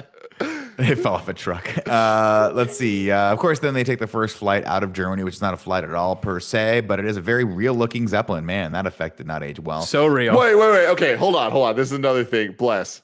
I'm watching this, and my first thought when I see this blimp is I'm like, holy shit, that's a big ass blimp. Where the fuck do they keep blimps? And I started thinking about it, and then it hit me. I'm like, oh my God, a week One ago, of 25 blimps. Yep. I saw Bless tweet about there just can't be that many blimps in the world. And I was like, that's a fucking random thing. Like, why did he say that? And it all just came together. And I'm like, there you go. Blimps are fucking weird, guys. They're crazy. There's only 25 of them. Only 25 That's That's so, blimps in the world. so like even like the fucking like a Goodyear blimp. That's one of 25. Yep. Wait, hold on. The 25 was a real number? Yeah, No, that's a real number. that's a Look it real up. There's fact, only Tim. 25 blimps in the world that exist. That's so fucking weird. I I feel thought you like were just joking Guillermo. because they must take up so much room. No, that was a It dead gets even serious crazier ass fact. according to Google. Yeah, today the consensus is that there are about 25 blimps still in existence, and only about half of them are still in use for advertising purposes. whoa. I feel like the fuck? I think There that's are like only a cool like thing that I've 100-something actually seen a people. blimp in real life. I never thought it was like a fucking big thing, but now it's I like believe there are only 100-something people that actually have licenses to pilot blimps. wow. Blimps seem like they are a much more common thing in our lives than the Yep. facts that are being stated here. It's like Wow. quicksand. We're like you go your whole life thinking that there's gonna be some situation. Yeah, where you but like encounter I've actually quicksand. seen a It's the blimp in my opposite. life. Like Yeah, I've I've never seen seen blimps, quicksand. yeah. I've never seen quicksand. Man. We Yeah, should anyways. we Same should blimp. we All should of do them are it scary. once. We should get a kind of funny blimp to fly over something important. There's only Fly into ever some quicksand. like 20 football games ever happening, so that makes sense. Of course, Vogel catches up God. with them, Yeah. and he spots Henry. And this is where we get the this is where we get the no ticket line and the great scene that No everyone ticket. rushes to get their tickets out immediately. And then Indy and Henry sit down for the first real time and have a quiet drink that they've had in ages. And Indy regrets never having connected with his father. He said, but Henry's like, dude, I was wonderful, father. And he's like, really? When? He goes, well, I taught you self-reliance. He's like, I never asked you to do your homework and any of that stuff. And he goes, no, you taught me that I was less important than people who have been dead for 1,000 years. We've hardly spoken in 20 years. And then Henry says, you left just when you were becoming interesting, which is such a fucked up thing to tell your kid. Sure. Totally missing the point there, of course. But then before they can go on farther, Indy notices that the Zeppelin is turning around. He goes, fuck, I thought they'd take a little bit longer to notice that I destroyed their radio. Not like they're using that thing every 5 seconds. So apparently every Zeppelin comes with a little biplane below it. So they get in that thing and he goes, I don't know, you can fly a plane. He goes, fly, yes. Land, no. This is going to be an adventure. They get chased by a couple of German fighters, and Henry accidentally chews up their brother with a machine gun. He blames on the Germans. He's like, sorry, son, they got us. And then they land in a farm below. And as the fighters hail bullets down on them, they hide behind a little berm. And Henry is like just beside himself. He's like, these people are trying to kill us. And he goes, I know, Dad. He goes, well, it's a new experience for me. And the Indy says, well, it happens to me all the time. They steal a dude's car who was just changing his tire. He'll never get that car back. And they head into the tunnel where one of the planes tries to go after them. That crashes and then shoots So out the other cool. end.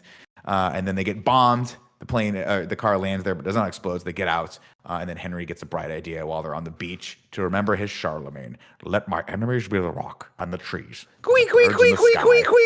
He runs at him with it. Yeah.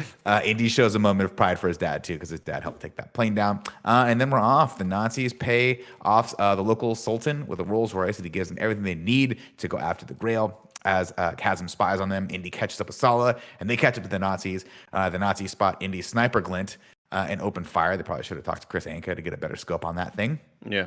Chasm's men fire back, and all hell breaks loose, but Chasm is killed in the shootouts. Indy steals some horses while Henry tries to rescue Marcus, but he gets caught. Great line while he's getting slapped, while Henry starts getting slapped by Vogel. He's like, "Where's the diary? What is this? Why did you think?" And he goes, "What does the diary tell you that it doesn't tell us?" And he catches his hand for a second. It says that goose-stepping morons like you should try reading books instead of burning them. I was like, good fucking line delivery. Then we get the best action sequence in the movie, Indy versus the tank. Notable moments here. Car gets stuck on the tank's barrel, so they blast it off. Indy kills 3 Nazis with 1 bullet. Henry kills a man with ink and then blasts a truck full of Nazis to smithereens. And then Indy whips his dad to safety on one of the treads, and Vogel meets his end by riding the tank off the cliff. Couple things here. Another very real effect looking. Exactly. A lot of things here. So when Indiana's bag is caught on the tank's gun and is being dragged along the wall, no stuntman was used. Harrison Ford did it himself. The crew just went along with shovels, tipping dirt and clay on him from above. As with the other Indiana Jones movies, Harrison Ford did many of his own stunts. According to the stuntman Vic Armstrong, he had to pull Ford to one side and be like, "Yo, dude, let me do some work, man." Like, come on, which is great. And then, Barrett, I'm actually going to send you a clip that I want us to watch together, because the tank going off the side of the cliff and the guy dying is pure art, pure movie magic for sure. So terrible. And it's another thing where I'm sure it looked great back then, but now with the being exposed in HD, it's like, oh no. The little fake body in the It looks like the body's glued to it, so when it falls off, it's still holding on to the little to the tower. model. So go to 21 seconds, or go to like 16 seconds in there. But a quarter scale model of the tank was driven over a 50-foot cliff on location. So that was real. That was a physical thing. It's just the JPEG. But then ILM created further shots of the tank's destruction with models and miniatures. So That's here we got hilarious. this. But then look at this. Look at these toys here. Yeah. Barry, you can go. I think you can use period. Yeah, Look at that's so funny. Look at the little It's so action bad. figure. Awesome. It's the action figure it looks like he's holding on for dear life. Oh, So good. bad. Yeah, they use like effects like this and like RoboCop too, which I love it. I love That's seeing really it. It funny. looks so bad. I love it. Of course, we get a moment here where Henry realizes, holy shit, Indy might be dead, and he's like, "Wait, I never really even knew him. I never got to tell him anything." Meanwhile, Indy's climbing back up the side of the cliff, and he stumbles over to look over with everyone who's like looking over the cliff. He's like, "What the fuck's going on?" And they're all happy that he's there. He drops to the ground after hugging his dad, and then I like this shot too because the hat just rolls back into frame, like, "Hey, you're not done yet." Let's see. Indy uses his father's. Indy, Henry, and Sala. They ride through the cool crescent moon, I think is what it's called, the Valley of the Crescent Moon. And they sneak up on the Nazis once they get to what I always thought was one of the coolest set pieces ever. And I remember how unbelievably I was like, holy shit, no way that the stuff, the temple built into the side of the rock wall is a real place. And I learned that when I was a kid. I was like, what? Are you fucking kidding me? That's really cool that someone made that. Of course, it doesn't have all the intricate traps and shit in there. They've checked. Damn. Once inside, they get caught by the Nazis immediately as they are auditioning people to go in there and try to pass the challenges. But everyone keeps losing their head, if you know what I mean, Greg. So I do, because it keeps getting chopped off. And then we get Donovan a says- total Red Skull Captain America moment right here, where it's like, these Nazis, they want this and that. They're so small-minded, you know. I want something greater. I was like, wow, that's like straight I'll be out of- here after Hitler's gone the way of the dodo. Yeah. And so he's like, you're going to help me find it, Indy. And he's like, I'm not helping you do shit. And he's like, shooting me won't get you what you want. And he goes, I know that. So he shoots Henry. And he's like, you have only one chance to save him, the whole Grail. And he's like, dude, it's a fucking myth. It's not going to work, bro. And he's like, well, whatever. So, of course, Indy uses his father's diary to one by the challenges, the first of which is the penitent man will pass. Tim, if I told you the penitent man will pass, did you think you'd need to kneel and then immediately pan to roll? Nope. Because that's Yeah, what you gotta definitely do. not that's what I'm talking about. Like this movie, like lacks a little bit of cleverness, you know. Well, it was clever back then. Well, I mean, he was like, said wow, the that's man. cool. I mean, wait, what was the line? The what? The penitent man will pass. The penitent. No, but man he will said like pass. something about bow, and that was The what penitent told him- man kneels before God, is what he said. That's Yeah, what that was Indy the- does when he finally puts it together. Yeah. Which Yeah. I would have told you. I mean, in the beginning, if it was like it just is, Nick, a little bit of church we remember, right? Like if you're something your penance or whatever, and you're doing Get a on your physical knees. challenge, like I got to kneel. Yeah. But I would not have thought for that second one. No, 'cause the he kneels, panda then roll I immediately would have been panda cut in rolls. half, and I'd be like, "Come the fuck on, really?" Yeah. that would've been crazy. We're I'm missing like, a come on. second bit of that. The what did they say Penitent about man will pandas? pass and then roll in over your church? shoulder. Yeah, I mean, panda's huge into the Catholic mythology. Nick, for sure. There's only Next been time- one panda in the history of Catholicism that was given sainthood. Mm. His name was John- Choo Johnny Choo. He lived Choo Choo Panda. Hello, Choo Choo Panda. the Japan Saint Zoo, Choo the Choo. Tokyo I used Zoo. to have a little. I used to have an amulet. Saint Choo Me and Choo. the St. Peter's Cross. It He was saved there. 13 When children Greg from the zoo. When Greg starts the sentence, Got I him just- out. Got him out of their cages. Saved them from the zoo. Okay, okay. When Greg starts a sentence, I don't know if he's going to pick from something that has already been created or if it's all coming from up here. Well, I And- just YouTube Choo Choo the panda, and it's very much real. God damn Oh, it. cool. Gotcha, Really? gotcha. There is a Choo Choo the Did he panda. save children from the zoo? Wouldn't you like to know? Turns out he ate a child. He just ate a child in front of his mother. The second, of course, of the challenges, proceed in the footsteps of the Lord. Seems pretty simple, but you have to remember in Latin, Jehovah is spelled with an I. And Love so he this. steps on the wrong one and falls through first. And he's like, fuck. And he echoes his father's statement. He's like, damn it, you idiot. In Latin, Jehovah starts with an I. So he spells it with the right way. Gets the Love third it. challenge, which is my personal good. favorite, the path of God, which is a literal leap of faith. And I always loved this part when I was a kid because I think it's really cool visual effect. It is really cool. He figures it out and then throws sand on it. And I'm like, at no point in 1,000 years did anything fall on this thing? I digress. Once inside the chamber, he discovers an actual living knight who is still there. The third of the knights who was protecting the grail. But when the old man tries to fucking throw hands at Indy, he just falls over. And he's like, shit, you've bested me. You must be my replacement. Congratulations. And he's like, no, I'm not your replacement. He tries to tell him, hey, the Nazis are coming. But then he's like, fuck, how do I explain what Nazis are? And he's like, okay, well. And then it's too late. Donovan and Elsa are there. Andy from Kind of Funny. Nick, when we talking about this old man, I always wonder about, did he go in there that old or? No, I think he just throughout the years. I think Has he was a he young s- man when he was a knight, but throughout the years he's just aged. Because I always wonder that about elves in Lord of the Rings, right? Like Mhm. they can't die, they live for thousands. But how? Like where are when the does their kid body elves? tell How- them to stop like aging, right? Yeah, how like we look at Elrond, he obviously looks older than Galadriel or Eowyn. I wonder at what point you don't die, but you're still aging really, really, really, really slowly. Well, I so you have to can die? imagine at a certain point he's like, this sucks. I'm just gonna stop drinking the water from the cup and Is just that how it works? Like, do you have to keep drinking the water? That's the question I had. I thought I you think just so. like drank once and it worked. I gotta piss. Made me wonder: is Indiana Jones and his dad? Like, I thought Indiana Jones and his dad were about to be immortal for a second because of He's the way like, they yeah, drank hey, it. Nazi, go drink from that thing. Indy, I've been pissing in it the whole time. Don't you? Dude, that was my Those first guys thought too. When pissed the one now. guy starts melting into it and he's like over it, I was like, man, all right, well, clearly we're gonna still drink out of that. So get away before you barf in it or whatever the hell you're about to do. I'm like right over it and stuff. Like, fuck off, man. Luce and James joining us? What's going on? Did someone say Lord of the Rings? Hey, Luce. Oh my god. Lucy, Hey, Andy has a Lucy. question about your nerdy Lord of the Rings. When do elves stop aging? Oh. I have no idea. Get You know out, what I you mean, Lucy? fake Like fan. I feel like it's something we haven't really talked What's a about sh- because what's a whenever lock-in? obviously elves are immortal, they cannot die, right? Unless they Obviously. are killed. But they age, right? Mhm. Where I mean- it's like pigeons. Where are the baby pigeons? Where are the child British kids? Okay, well, the child British kids are around. Hmm. Never seen them. just They always waited dress to them in find- like ties and stuff. They look like little adults. Lucy James, I Yeah. don't think we've ever seen you as a child, so Yeah, great I don't point. know. Oh, I have some terrible pictures of me as a child. I feel I like didn't have I- hair until I was like 4, so I looked like a small old man. Oh, okay, got it. You're proving our point. You're proving our point. You're proving our point. That's why. So- That's what old men are in the UK. Children. Oh, So I just shit. don't shit. Wow. So I just don't know how do elves age? They get older, they start to look older.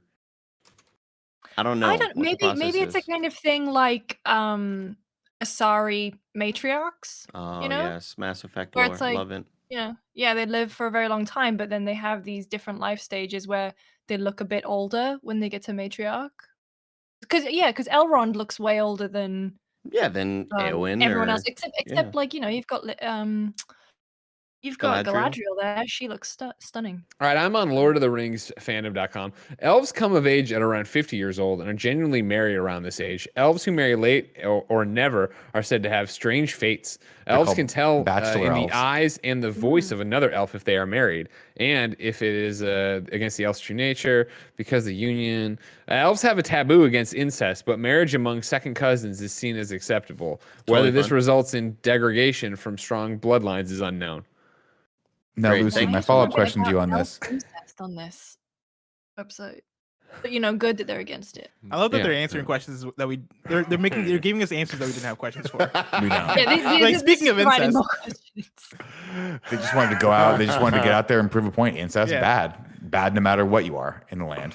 Lucy, my final question for you today is: you're Indiana Jones, and there's 3 chambers in front of you. You have to get through one of them to get the secret treasure. Chamber 1 has snakes in it. Chamber 2 has a bunch of bugs and centipedes and stuff in it. Chamber 3 and tarantulas, and then Chamber 3 has rats in it. Which one do you go through? Snakes. But See. that's if I am Indiana Jones. If I was actually Indiana Jones, obviously you'd go for the one without the snakes. But yeah, I don't dig. I'm fine with spiders, but like millipedes and centipedes, and rats Exactly. are deadly, and I don't like them. Don't care for them. All right, Nasty. perfect. All right. Perfect. Thank you, Lucy. Lucy. You're welcome. Bye. Bye. Bye, Lucy. The entire time I had my mic muted because I was laughing too hard. Where are all the British children? They're not there. They don't know. They're just born. They go away for 15 years. They come out adults. Nobody knows. Greg, Well, I you- mean, I you think sh- you should've- Lucy just broke something open here where it's like, it's not that there aren't British children. There just aren't actual British old people. Yeah. Wait, what? Everyone that we thought was old, they're just the children. There's kids. There's babies. Whoa. Benjamin Button. Benjamin Button. Greg, you should have mentioned to her about the whole bugs thing about Deion Sanders doing the Deion Sanders run. Well, everybody has their own way to get through it, and that I guarantee that reference would not have played. Yeah, She would have been I know, like Dijon exactly. mustard. I'll be like, you know what? Don't worry about it. Don't worry about it. Don't worry about it, Lucy. Of course, Donovan and Elsa come in, and we get the moment where the knight says, you must choose which chalice you want to drink out of, and there's a bunch around. And so she picks the most beautiful, golden, bejeweled chalice for him to drink out of. And he goes, of course, this is the cup befitting of the King of Kings. Dips it in the water, drinks it, and a second later just fucking disintegrates into old age and then to dust and explodes right in front of her. And then the knight goes, he chose poorly. And Indy I think looks he around. was wrong. Yeah. That's not what's supposed to happen. Of course, then Indy goes around and looks, and he spots the one old, tattered bronze cup that's much smaller than the rest and super tarnished. And he goes, this must be it. This is the cup of a carpenter, is what he says. But there's only one way to find out. And he dips the water and drinks it, and then he immediately looks at the knight, and the knight's like, you chose wisely. And I'm like, dude, a little faster next time, homeboy. Jesus Christ. I'm, it's Yeah, life I or was death waiting here. for like the camera cuts, and then it goes to commercial, and like Harrison Ford's like, Because here's what I would be. I Or would have like 5 cups the Holy around me. Grail, I'd be like interlude where it's like 5 minutes of just like the fucking music. That would have been great. Right here. Let's see. By the way, you chose wisely, but heads up, the grail cannot be taken across the seal of the temple. That is the prize of immortality. It only works here. You want to play some dominoes? I'm really fucking bored. I've been here for 1,000 years. Indy runs the cup back to his father and helps him drink from it, and then he pours it over his injury, and the bullet wound washes away with the water. Ilsa, of course, then grabs the cup and tries to cross the seal, but despite Indy warning her to stop, she doesn't listen. She says, we've got it, we can run out, and then the whole temple starts coming down around her. A giant fissure opens up, and she falls in, losing the goblet on a small shelf below. When she tries to reach for it, Indy grabs her, but he's like, you gotta give me your other hand. She's like, I can almost get it. And of course she can't, and he loses his grip and she falls to her death. And then the ground beneath him gives way, and he finds himself in that exact same position with his father holding his arm, and he's literally touching it. And this scene killed me when I was a kid. I was like, just fucking grab it, bro. Just grab it. And he goes, Dad, I can almost reach it, Dad. I can almost reach it. And his dad looks at him and says, Indiana, let it go. And he realizes his dad's right, grabs his hand, hoists him up. They run out as the whole place comes down around them, and they get out safe without the grail. He gives his his touching moment where where he talks about Elsa and he says she never really believed in the Grail. She thought she found a prize. And then Indy says, well, Dad, what did you find? And he says, illumination, as he looks at his son. And then his dad proceeds to embarrass Indy in front of all his friends by telling Sala that Indiana is not his real name. His real name is Henry Jones Jr., which is why he keeps calling him Junior.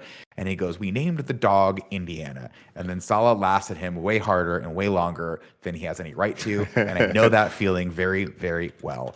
And of course, all four of them ride off into the sunset. So a couple facts I have for you here. Donovan's death sequence by rapid aging was the first ever all-digital composite shot. In previous movies involving computer-generated visual effects like Young Sherlock Holmes and Willow, CGI elements were output to film and then added to the final print using optical printers. For this movie, ILM scanned several filmed makeup transformations of Donovan's demise and morphed the elements together digitally.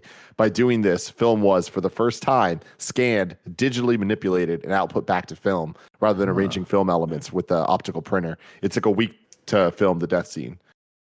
But And that's where cinema started to die. The death count in this movie, body count, death count, same shit, was 50. 13 by Indiana Jones. And in the movie, Henry Jones Sr. says, we named the dog Indiana on finding out his son's nickname. George Lucas, if we remember from the facts from the first movie, named Indiana after his dog, Indiana, in real life. But that wasn't the only inspiration from his dog. His dog also inspired Chewbacca. Oh. What a Wookiee. There we go. That's all I got for you, Andy. Hit me. 7 syllables in the middle. You need 5 for the first and last line. If you're not poetic, no need to fret it. Haikus don't need to rhyme. Haiku in review. Haiku in review.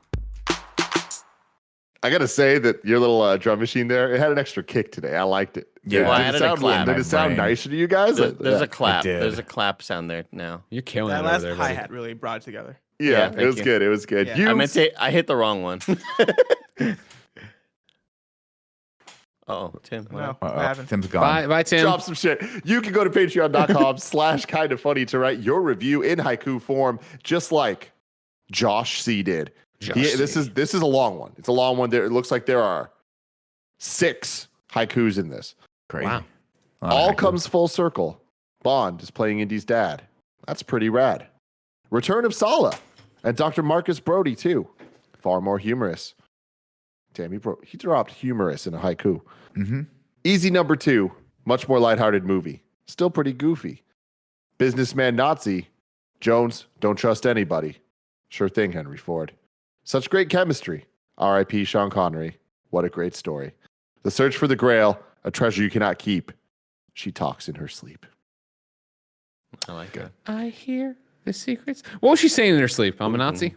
Not a lot of man. Really? Nazis. She's I don't what like I like other to imagine is she was like, I I really made a lot of good points. She was probably saying, yeah, I don't know.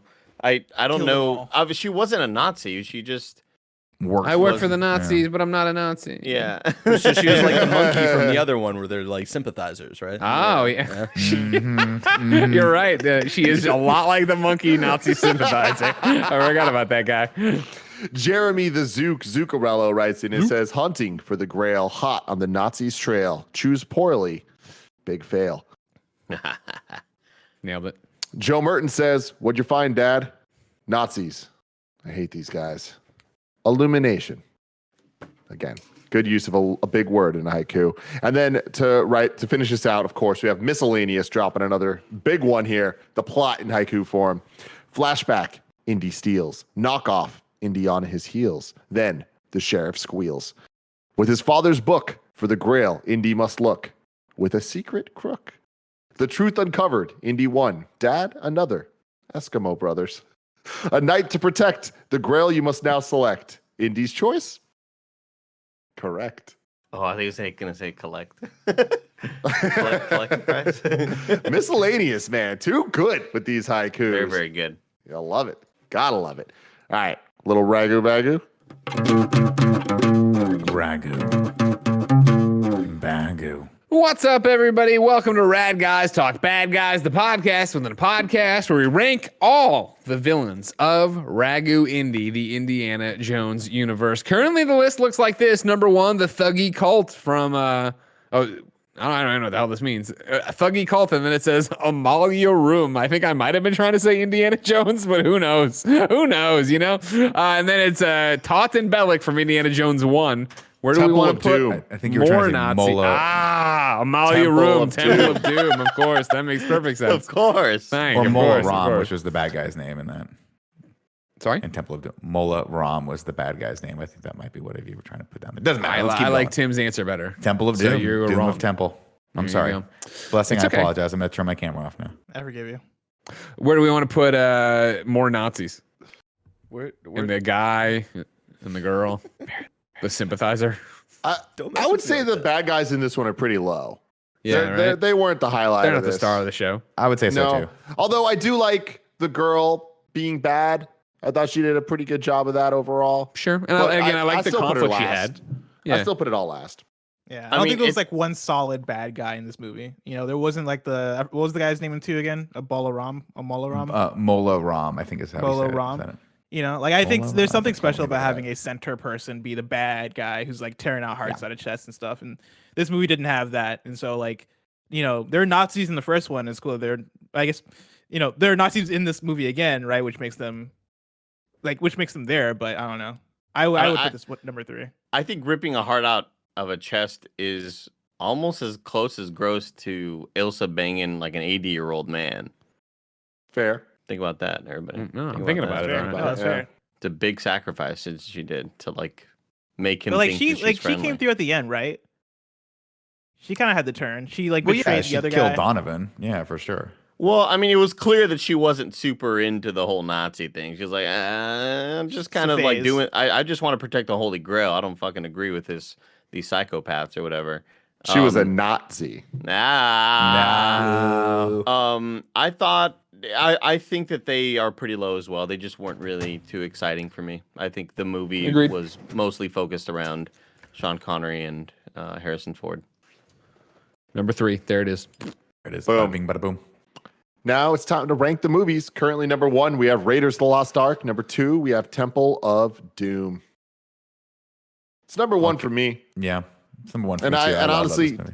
I don't think that it's like by a long shot. I just think that like these movies all have something really good in each one of them. And so far, none of them have like fully hit for me where I'm like, this is one of my favorite fucking movies of all time. And I kind of expected one of the 3 would have. So still number 1 for me.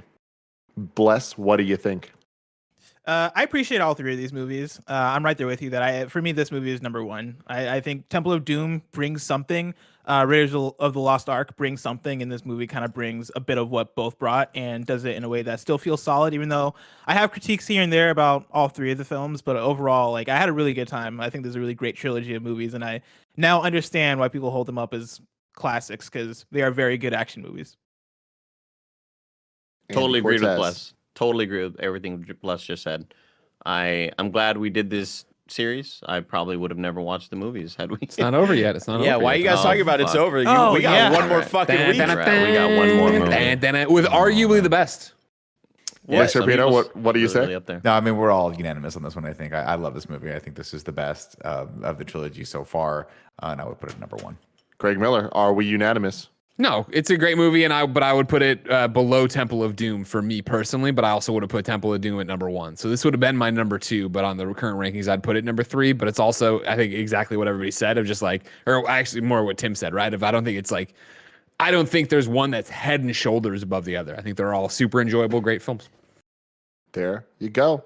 We will return next week for Kingdom of the Crystal Skull, and I gotta tell you, I'm hyped for this just because I need to know how it's what it is, what people have been talking about. Because I don't know.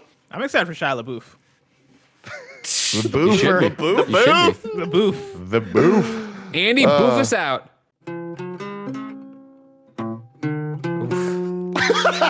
One more week to nail it. All right, you're after that. Okay. There it is. Yep.